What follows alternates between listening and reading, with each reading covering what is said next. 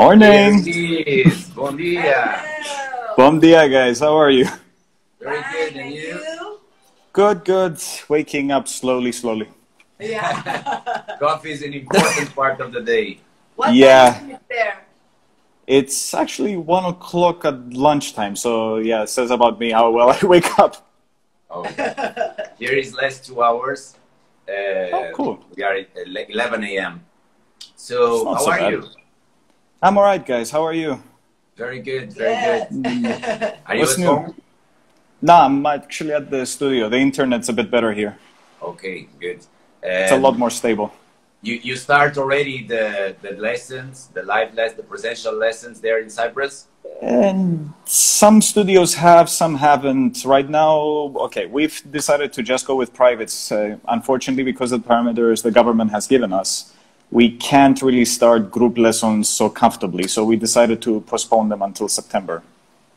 Okay, okay. But we know of some studios that have, but you know, you got to wear the mask, there's distance, there's, not so comfortable to be fair. It's a process, step by step. But the Yeah. situation there, did Cyprus were too affected to this pandemic situation? In the beginning, yeah, we had the same situation as everyone else. You know, one person brought it in, a lot of it caught it. We had a few deaths, but not so many. The government managed to catch it in time. We quarantined for a few months, and it was actually handled decently, I can say.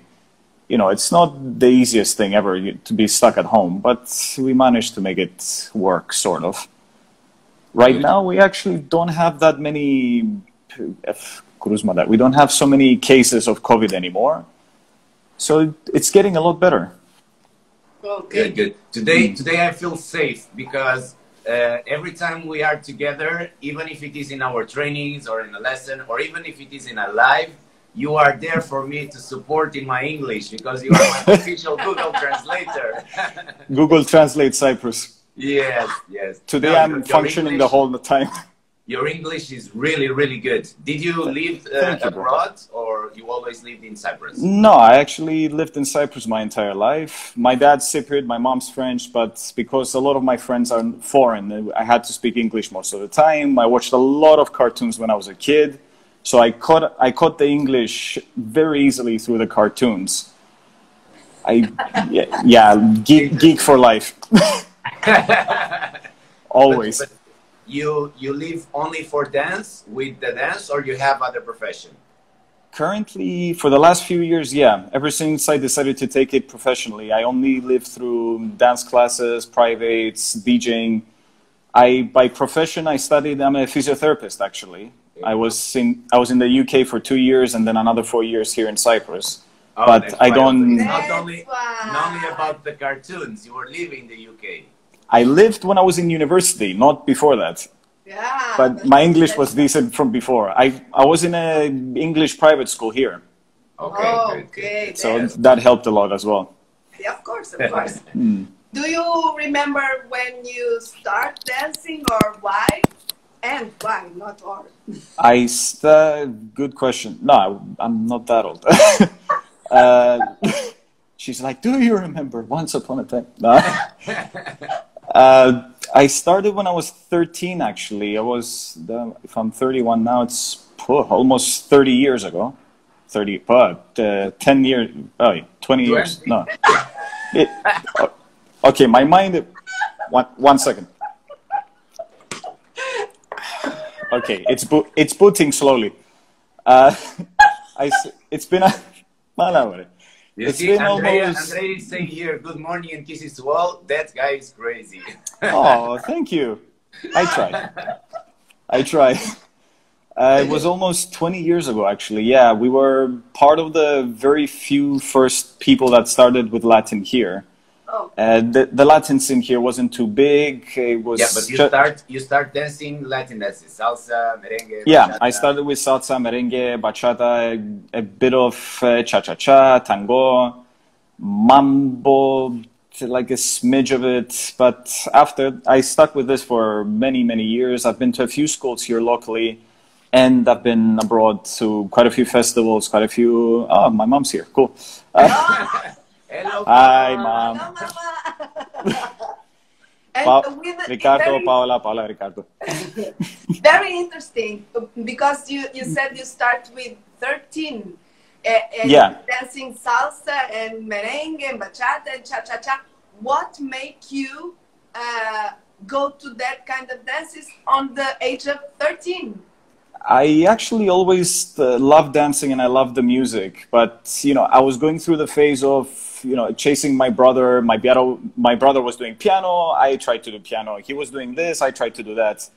And eventually he did dancing. I'm like, oh, finally, I can actually go to this. He left from that. And for me, something clicked. I loved it a lot because I'm actually very, very shy as a person. You can tell. Realistically, that improved also. That improved. You were much shyer when we met you first. Yeah, I'm always a very shy person, actually. But through the years of teaching and 3 years of doing this, it really helped, I have to admit. That's an amazing point there, because for those that are shy, those that have difficulty to connect in social meetings, the dance, it's one of the best medicines that you can have to improve social connection. It is, I have to admit, and with a lot of our students as well, because some of them came from abroad. A lot of people come from abroad here to work, and they don't know anyone. They try to meet somebody, you know, and we've had, with Rafaela, we've had a few people come to us and say, thanks to you, we've met people, we've made friends, and we're feeling so much happier. You know, it's a great feeling, I have to admit. Beautiful. Nice. Let's go just a little bit back, because you said you entered with the age of 13. But how was the community when you attend for your first group of colleagues in a dance school? The average of age were more or less that, or much higher? No, the ages were from 25, 30 and above. I was actually the youngest in the class. I was like the mascot for a while. It's interesting because I started dancing at the age of 14, and it was the same situation. It was in a group of people that the youngest person after me had like 25 years old or something like that. So you know how it feels. Yeah. It was nice, I have to admit, because you know, I was shy, and in school I didn't have a lot of friends. I was bullied a little bit, and here I am, the youngest person in a class, and they were talking to me like I was, you know, their age, and it felt good. I made friends, and they were talking to me they weren't talking about sex or something, but you know, they were talking to me like, you know, oh, how are you, how are the cartoons? They were actually having normal conversations with me, and it felt amazing, and it got me out of my shell. It got me to meet some people that are actually still my friends to this day. Beautiful. And so here you have an amazing tip for all the parents in the world. Make sure that you invest in dance, that you take your kids to dancing lessons, because it will be a great way of growing, of developing, of social integration. It is one of the most complete ways to be able to do that. Exactly. And to quote, take the lead in Antonio Banderas on this, if you teach your kids to be respectful to the opposite sex from that age, it's going to improve a lot more in the future. Yeah. And mainly nowadays in our scene, that there are some sad situations happening and popping up regarding that disrespect regarding the other gender. You need to be from the birth. You need to get this kind of, because maybe these situations are happening because their education from birth, from their surround situations were like that. So of course we cannot get an excuse, but if you are able as an educator to influence positively your kids, being a tutor, this kind of education connected with girls and boys in a young age make totally the difference. Thank you for that sharing. Thank you. You're welcome. And do you remember, of course you remember, but when or before, the why of you starting dancing was because you liked the music, but mainly because you were following the footsteps of your brother? Yes, but after that I stayed because I loved it myself. Okay. I loved it. Okay, I loved it before my brother actually went, but it kind of helped nudge me to go. Yeah, but there is always a first intent, and yes, of course, it's a point of interest that we have decided to know what made the people do this first step, because it's an act of courage, not as a young age like you, but mainly people that are adults, to have this act of courage to enter in a dance studio, to go to a place where they'll be completely out of their comfort zone. Of course. They need to have a trigger. They need to have something that will make them make that option. At a so young age, everything is easier from one side, from other side it's full of objections. But to a point. I grew up seeing my parents dancing, not as educational dancing, it was more like popular dances. And it was by meeting the owner of one studio, she invited me and I get there and suddenly I fell in love for that. But I also start very young. And there are a lot of people that start dancing for a lot of different reasons. And it's interesting to know yours. Very true. Actually, here a little bit as well, we are a bit conservative as a country when it comes to Latin dances and Kizomba and all this. You know, it's oh, they're dancing together. They must be in a relationship or something is going on here. You know, a lot of taboos. Yeah, they walk into a Latin and it's like, oh, it's an orgy. What's going on? An orgy. You know? But yeah, you know, for a while there when I started, I actually told none of my classmates in high school because I knew they're going to go, oh, he's gay. And they actually found out when I was 16 or 17. They finally found out that I was doing this. And yeah, the labels started after that, just for a little bit. But after, it got better. Then they start realizing that we have a lot of girls in that kind of environment. Yeah, they came. Not a gay thing. There is nothing wrong about being gay. That's not the point. No, that's not my point, of course. Not the fact of being dancing that we should get this kind of label. And when, because I played soccer for many years, and usually my soccer friends, they start doing these kind of jokes, and I was telling them, dude, you are here sweating among a bunch of guys, taking a shower all naked together, while I'm dancing with girls and being in contact. So who is the gay here? So yeah, that actually happened to me a lot of years later. One of my classmates came to a Latin night and he's like, dude, you got to teach me this. And that's the satisfaction point also. Because there are a lot of people that enter in our community because they want that part of the environment. But when they get in, most of them, they got the click, not because of that, but because of all the things around it.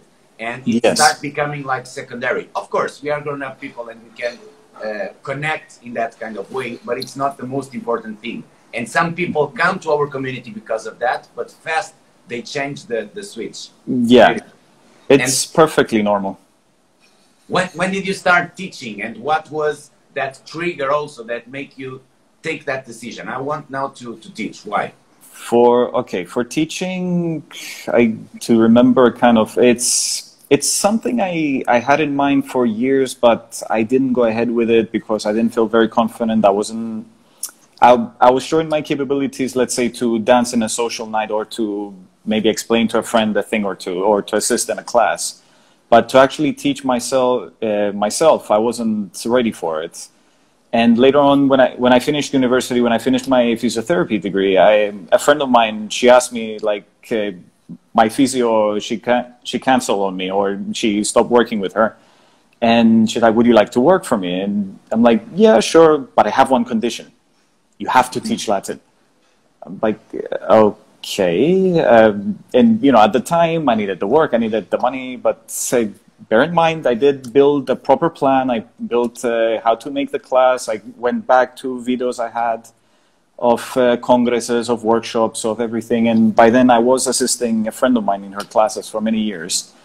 And I started teaching salsa, a little bit of bachata, and from there, and it kind of grew. But within me, it was eating me because I'm very OCD when it comes to this. I started looking, how can I progress to be an actual teacher? So for salsa, I contacted Luis Vasquez, a very good friend. I went and I trained with him for salsa. For bachata, I trained with Marcela Cárdenas for Dominican bachata. After that, I trained with Rafaela for bachata sensual. And eventually, you know, I loved Kizomba back then. And for Cyprus, Kizomba was... We really didn't know what it was, most of us. The experiences we had was first in one of the Cyprus Salsa Congress. We had Nuno and Vanda come. They had a Kizomba part in their choreo, but we didn't really know we didn't know it was an actual dance. We were just, you know, for a second, it was like, wow. But after that, what made the click was actually Isabel and Felicien's Mil Pasos video. It became very viral on Facebook, and many people here saw it, and we were like, wow, this is awesome. We need to find out what this is, Kizomba. What is that? You know, and we started looking into it. A lot of us tried copying them, what they were doing in the choreo, very badly, I may add.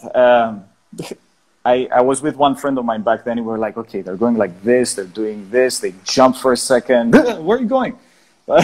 It was fun at the time, and we had also, if you know him, Thomas Chafa from Ireland. He did some basic classes, and we had Iñaki Fernandez. Sorry, we had Iñaki Fernandez as well doing some basics, but it was eating me inside. If I'm gonna do this, I'm gonna do this right. So I started looking, are there any teachers trainings? Is there anything that can be done? And DJ Ghostface, Eduardo Simoni from Italy, when he came to one of the festivals here, he told me about you guys.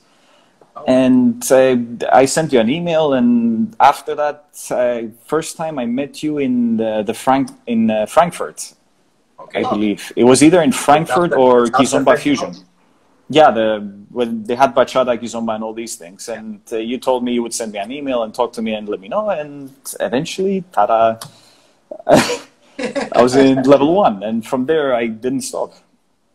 Yeah, that was in 2016. You made the 8th edition of our Kizomba Teachers training.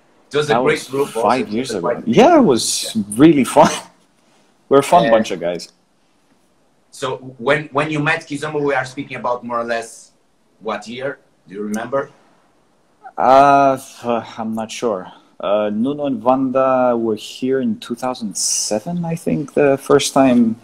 But back then, we didn't really know what it was. Like, solidly, maybe 2013 or 2014.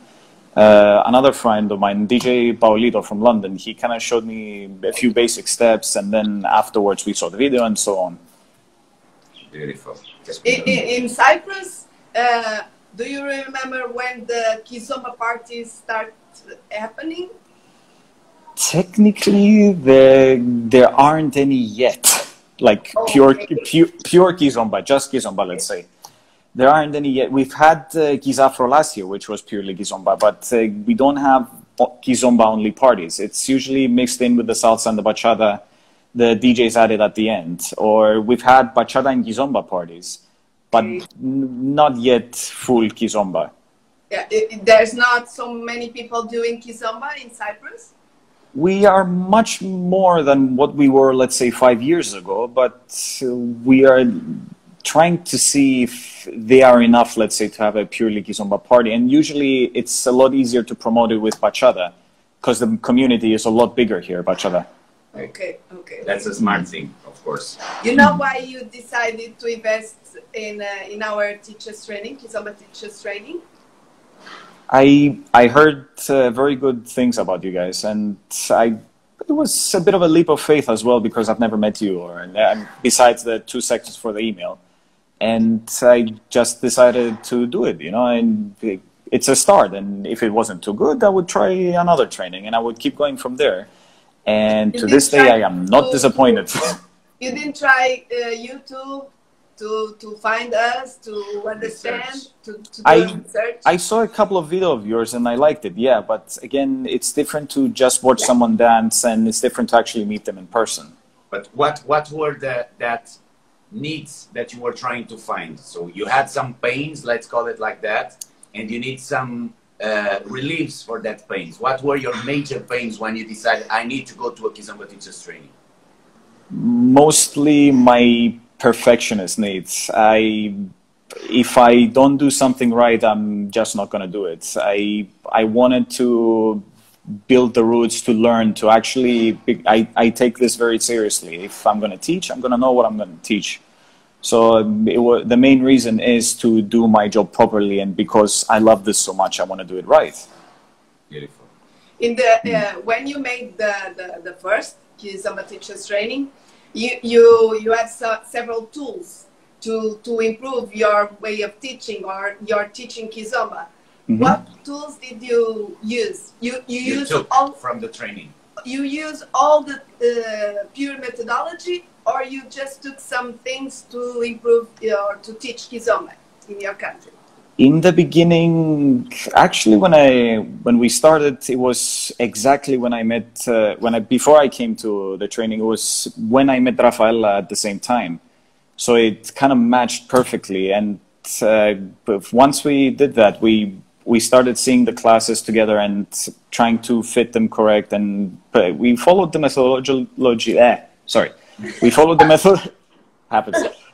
We followed the methodology almost to point. We did a few adjustments here and there. We judged according to the students what should we change, what we could do here, what could we do there.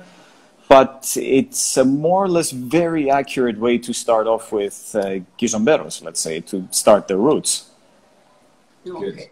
But you, as you said, you didn't know so good what you were expecting because you didn't know us properly. You heard about and you decided, okay, let's go for this. But for sure you create some expectations, maybe to find the syllabus, maybe to find more in a way, yeah, the story. But what was that thing that you find that you were not expecting? Do you remember that feeling, some story that you get this feeling that, damn, I was not counting with this, and good that we had it? I can't say I did, to be honest. I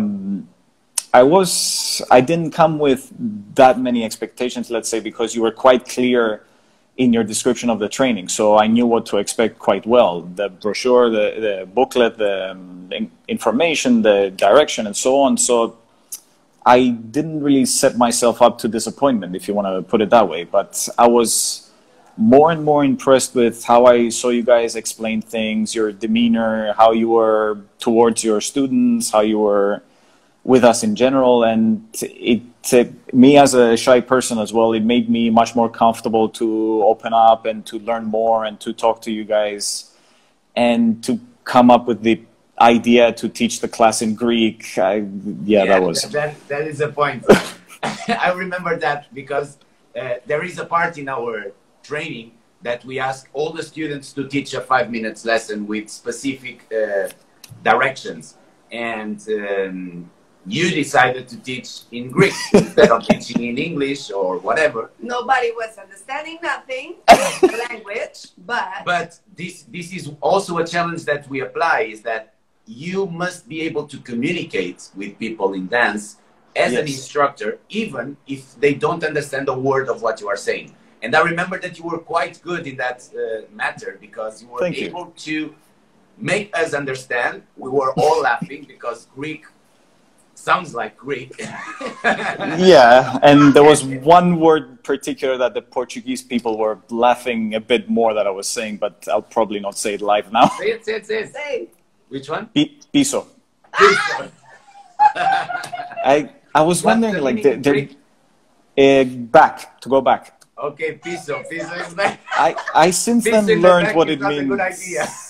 Yeah, I learned ever since what it means in Portuguese.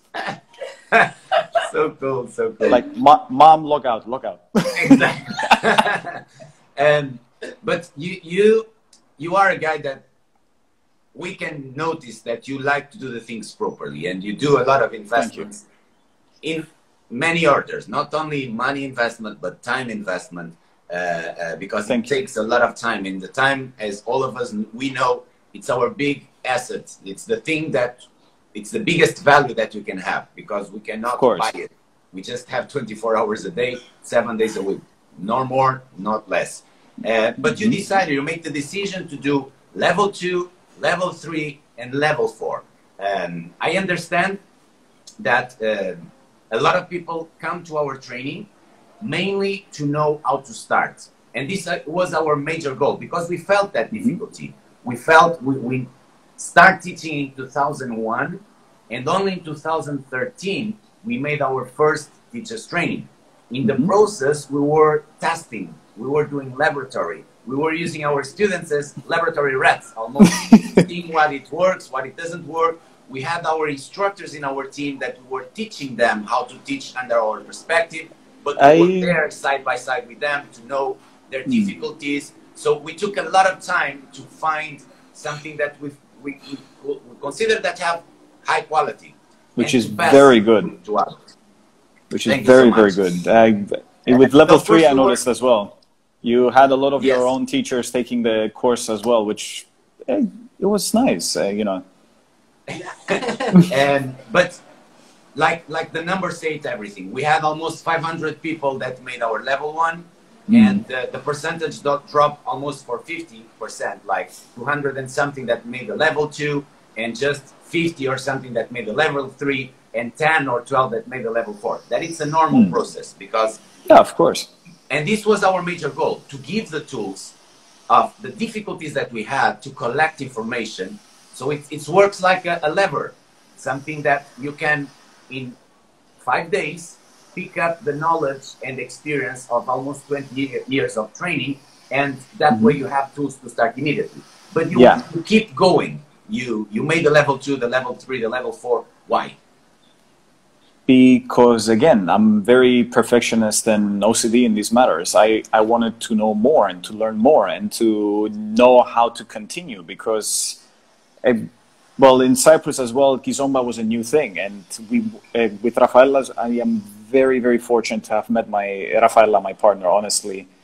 I feel so extremely happy for this, because we have the same mindset on this and we agree on all of this. We try the roots are beyond important, and especially here where Kizomba was not an existing dance, let's say, and we were tasked with the responsibility of building the community.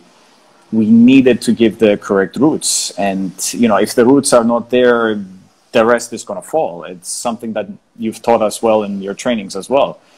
And so we wanted to learn more, to continue to find out, even with level 2 and 3 and so on, okay, how does this actually continue? How do you actually improve in this? And not only from level 3, 2 and 3 and so on, we've taken privates with various teachers, including Pirata, Morenazo, and so on. The list goes on. And we even went for Isabel and Felicien's training. We went for Moon and Anne Carolina's for Urban Keys. We did it seems like you are reading our script. Because you are answering a lot of questions that we have here for you, and I don't know why. We are in a good translation system. Thank you very much for that. I had that question, so keep going. You're welcome. Trainings. So yeah, we went also to after you guys, you know, and because I met Rafaela exactly the point where I came to you guys to train. We did the rest of the trainings together, because even though, let's say, the things I've learned from you, I was coming, we were practicing together.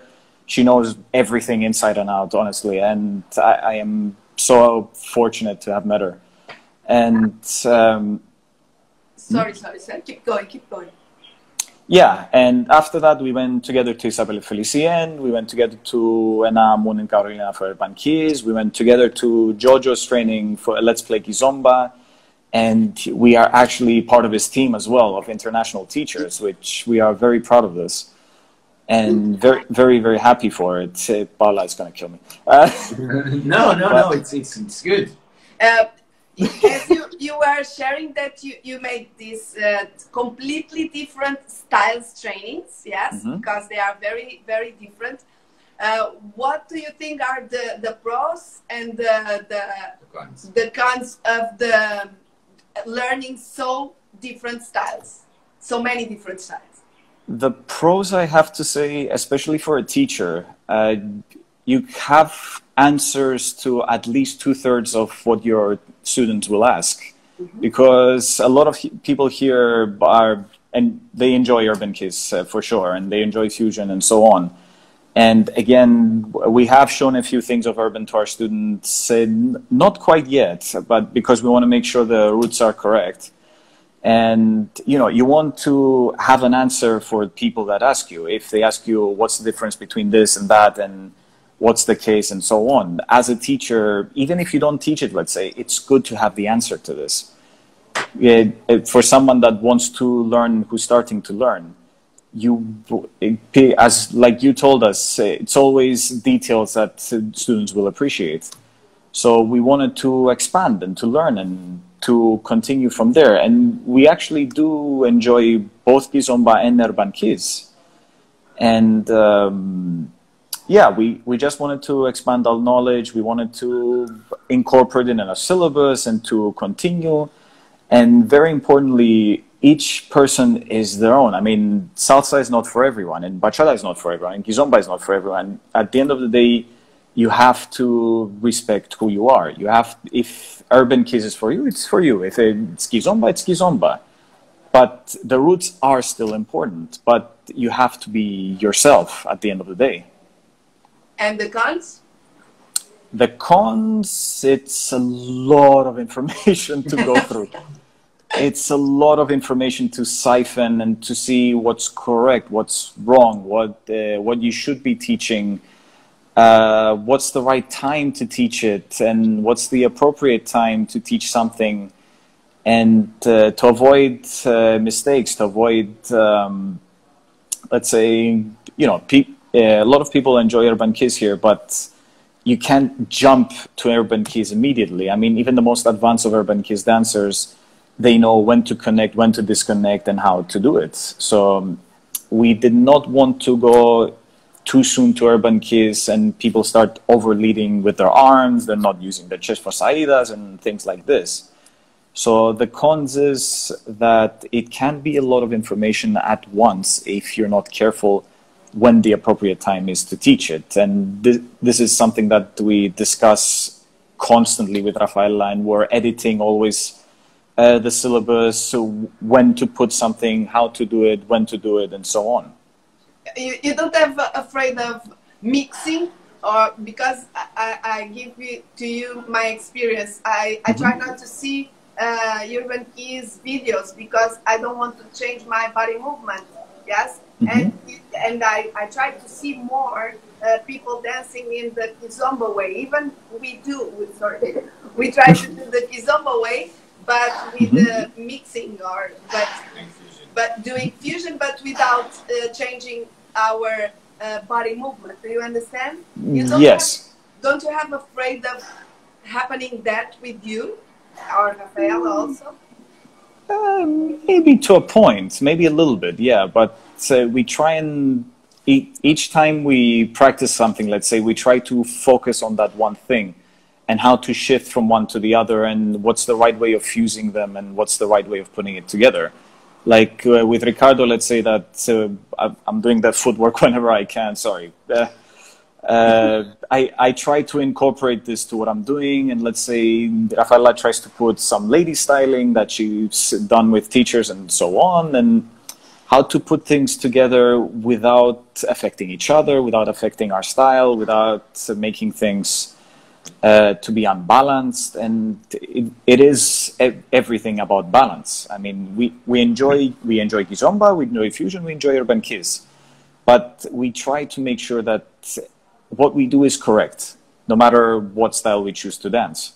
I want to share with you a thought and to know your opinion. Of course. Because I'm now in a point of being a student, and we are studying a lot of digital marketing and sales and other areas that can be connected to dance, but they are not directly connected to dance.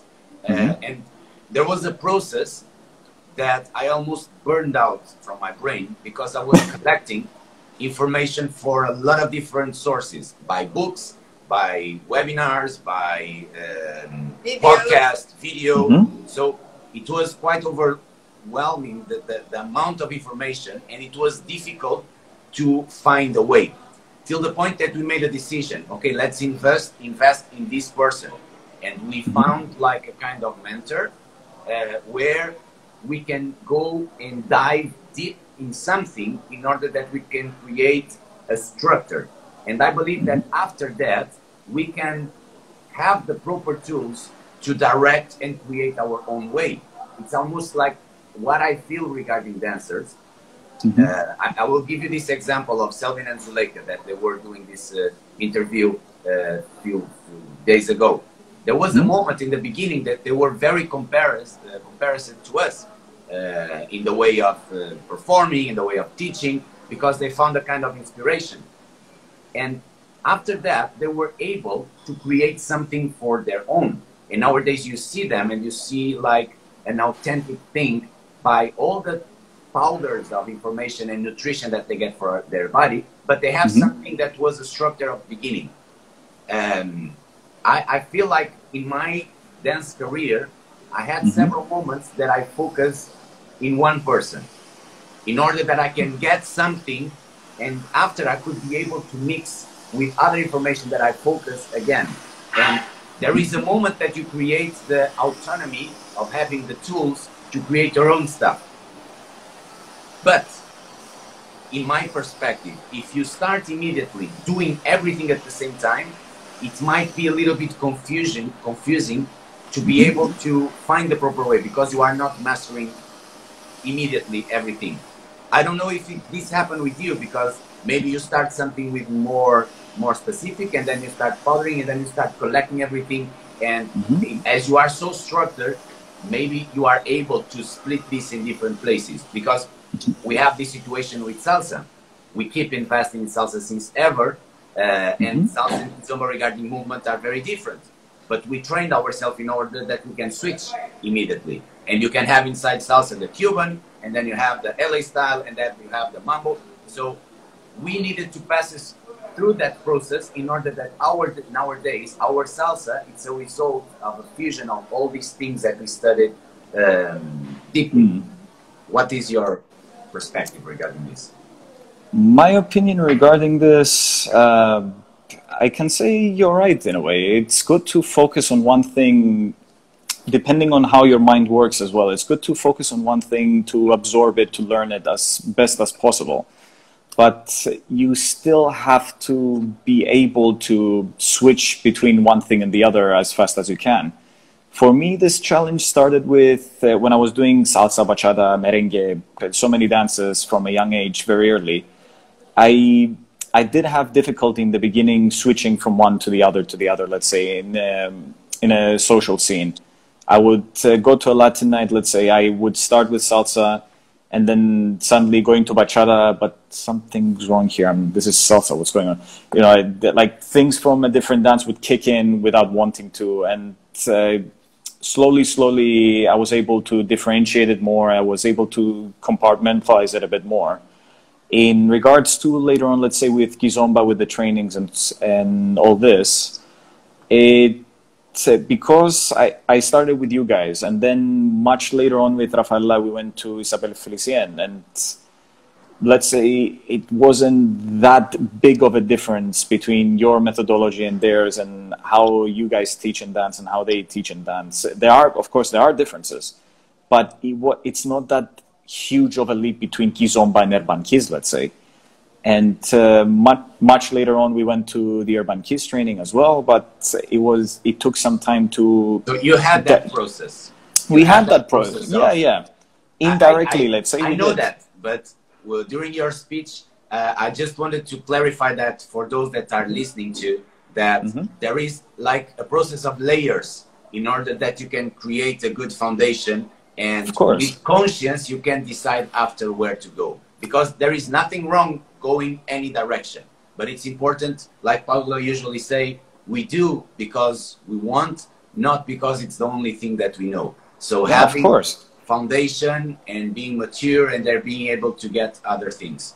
Thank you for that. Of course, and this is what we try to do with Rafael as well. We start with absolute foundation and then kind of slowly nudge things with other, let's say, moves and so on. But it still has to start the right way. What would be your advice to someone that might be undecided about investing in a Kizomba teacher's training? Anyone, it's not only about hours, or in a way that having this indecision, do I do this money investment of money and time and traveling, or collecting an online training to have something that is tested, or do I try to dive in the way that I know, searching for some YouTube videos, some free stuff, and try to glue one thing in another, and the people are like in this indecision? What would be your advice? This is in regards to someone who's training to be a teacher, or someone who's just looking to expand their knowledge? Mainly for those that want to become a teacher. If they are to be a teacher, train. There is no other way. You cannot learn everything you need from YouTube, and even from online, my belief, even from online, the only ones that can truly benefit from YouTube and online classes is someone that has enough of a background to digest and to learn what they're looking at.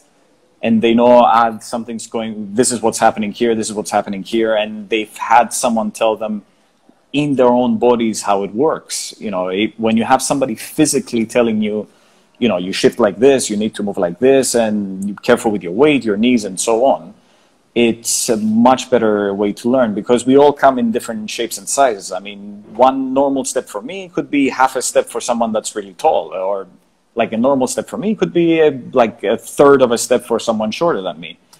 It works a lot differently, and you need that structure. You need that way to do it. I mean, it's up to you, let's say, to edit afterwards, but invest. Regarding the online, I just have your thought, because it was something that I never thought about that. And we had the last interview with Ana Cerdeira, that she's living in Abu Dhabi. And she's a Portuguese girl, but she knew Kizomba before, but only now there in Abu Dhabi were the moment that she felt the call of investing more in the training. And a thing that she told was, first of all, she was not able to travel because we were in a quarantine time. The only way that she had access was by the online opportunities. And she invested in our Kizomba Teacher's training online version. And one of the things that she said was, I feel now that after having this knowledge, when I see, for example, a video on YouTube, I have more capacity of evaluating what is one thing and what is another thing. And I know that if I go to a face-to-face training, I will be much more ready to, or I will collect much more information clearly, because I already had a study on my time, on my laptop, and I could organize the ideas by myself. So I'm not telling that one is better than the other, but maybe one can prepare and complement the other. To be fair, I agree with I agree with this. To be fair, if you do it in order to build some knowledge before you go to a training, but not to do it and go immediately to teach, let's say, it's not that you can't do it. You can. Just in my experience, it's a lot better to do the trainings. I mean, when I came to you guys, I had Paula telling me, stand straight, move your chest this way, do that way. like, you know, and then she was kind of, oh, shit. But, you know, I had that physical feedback to learn within my own body from someone who's experienced. Thank you. And I've had it from other teachers as well.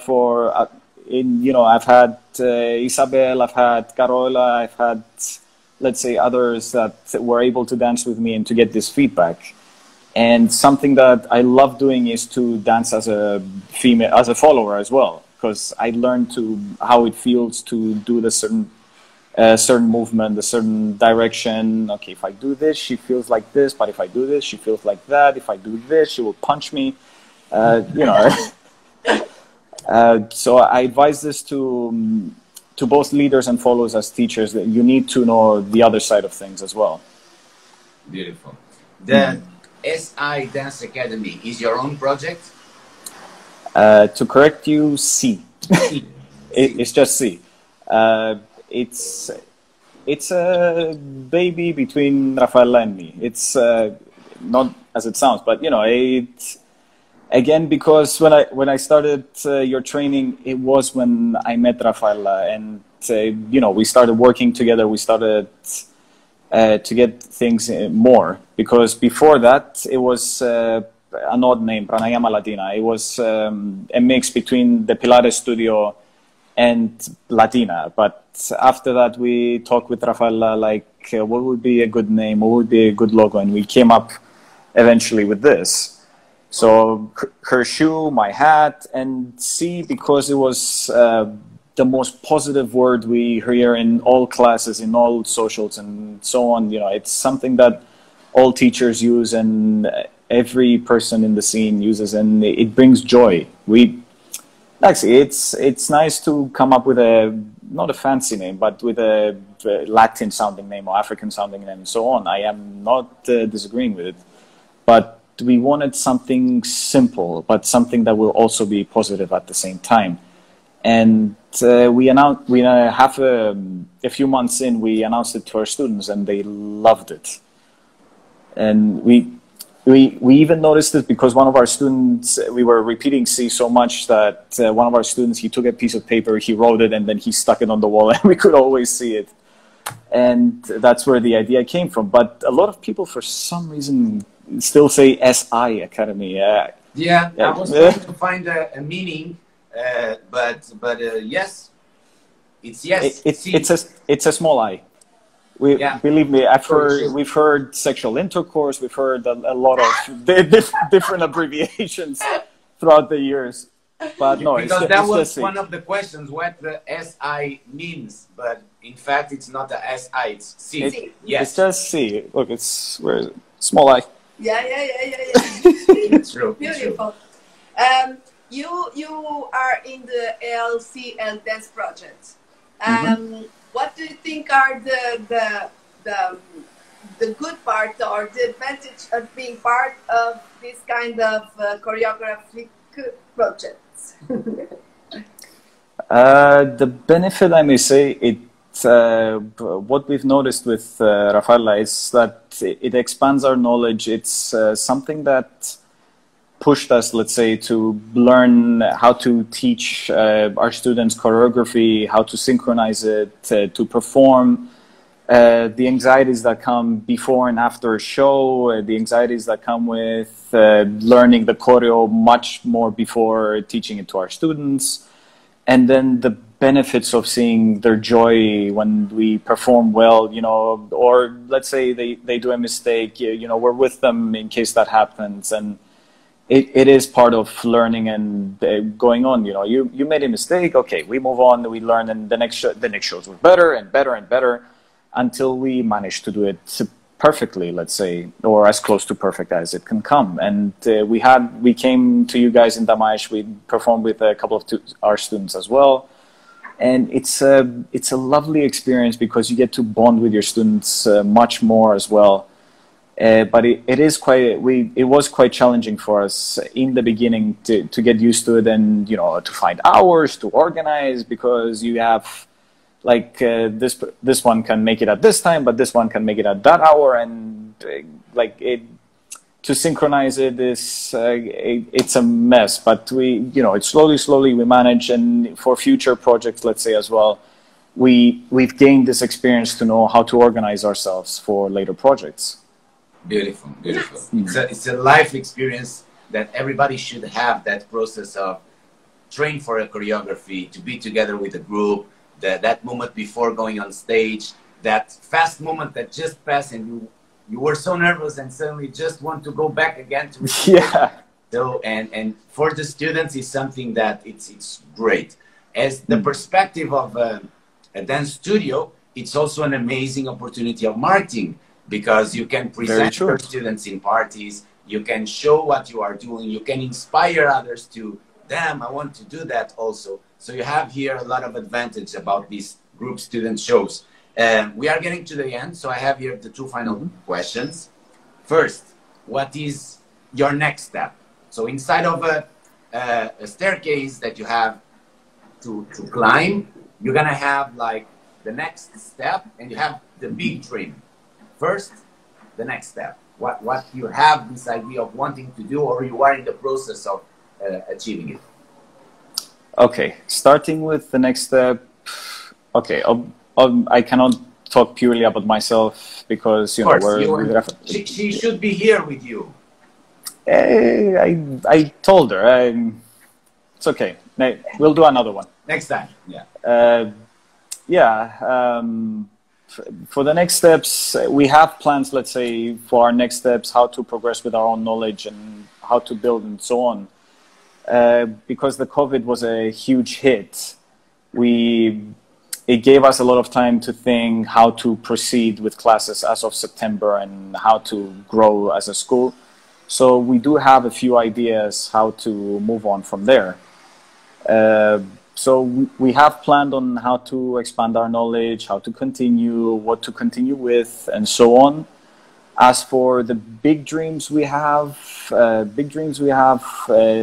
locally, let's say, we want to build a community. We want to watch our students grow the right way, to see the joy in their faces, the school to expand, to get bigger, and, all these things. And for ourselves, let's say, internationally, we want to travel, we want to go to more festivals, we want to teach in festivals and perform.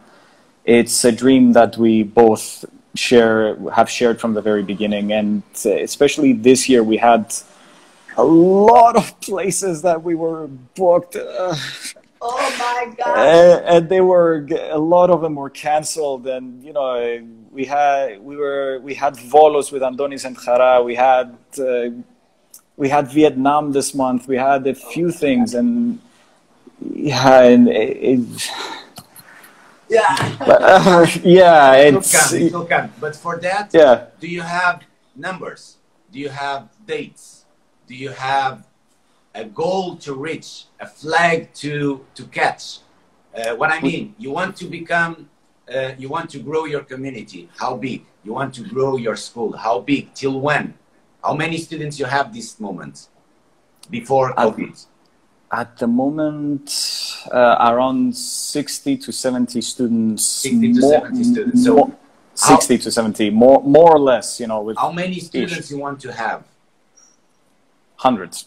Hundreds. So let's start by the 200 students. When you make the goal for yourself to reach 200 students? In 1 year, 2 years, 2 months? We haven't set targets like that, let's say, directly. We focused a bit more on structure and how to continue. I understand that, but this is just an advice and a push, a pinch to you to start planning your dreams, because this is the thing that will make the difference. When you plan, when you create a deadline, you need to do the backward process. So, and then you apply a funnel in a way that you create something like a video on Facebook in order that you can collect leads, that you can bring people to have knowledge about you, and you open a new school, whatever. You get 20 contacts. From that 20 contacts, you would be able to get 10 people experimenting the lesson. And from that experience, maybe 5 made the registration. So you know that in 20, you have 5. So if you need 100, you need to have 2,000 people giving you the contact in order that you can have 100 new inscriptions. And then for that, if you place that in 1 year, you have 12 months. So 2,000 contacts, that seems a lot. Split it into 12 months, it's not so much if you put it by month. And if you split it in 30 days, you'll be able to see that maybe you just need 2 or 3 new contacts a day. And that's the way that the ladder is built. Because when you look just to the top of the ladder, you will say, damn, it's difficult to get there. But you need to know where is it in order that you can do the backward process. So this is one of our goals for this new season, is try to inspire people and try to give the tools to how you can get your dreams. And no dream is too big or too small. It's your dream. So you just need to write it down, create marks, and after you need to be able to do it, like the life of your baby, that in this case is your studio, depends on that. And it's a beautiful journey to get there. And being inspired to do that from others, we feel also the necessity and this need of inspiring others too. So I hope that if in 1 year we talk again, you can say that we have 200 students or 300 students. Yes. I will put it on my notes, like, you know, focus on 200 students, teach in Damaj Summer Bootcamp, and keep going like this. Exactly. So that is the point. We need to finish. Yes. Or so, else. Final message, because Instagram will close this in 4 minutes. First of all, thank you very much, Daniel, for taking your time. You're welcome. Thank you. Thank you for all the investments that you do in our training. We feel very blessed and honored to help you to go on your ladder of success of individual person. And we learn a lot with you also. So, final message to those that are listening to us. Very fast. And those that will listen us after. Final message, something that I've learned that really helps a lot, jokes. When you're learning in all these trainings and so on, pay attention to the jokes that the teachers are making as well. So you can implement it while you teach, because when you attach something to an emotion, it burns a lot easier into your memories. And, you know, you're putting a smile on people's faces as well. Beautiful. Amazing, amazing advice. Thank you very much, my friend. We keep in touch. You're welcome. Thank you so much. All the best. Ciao, ciao. Bye. Take care. Ciao, ciao. Thank you.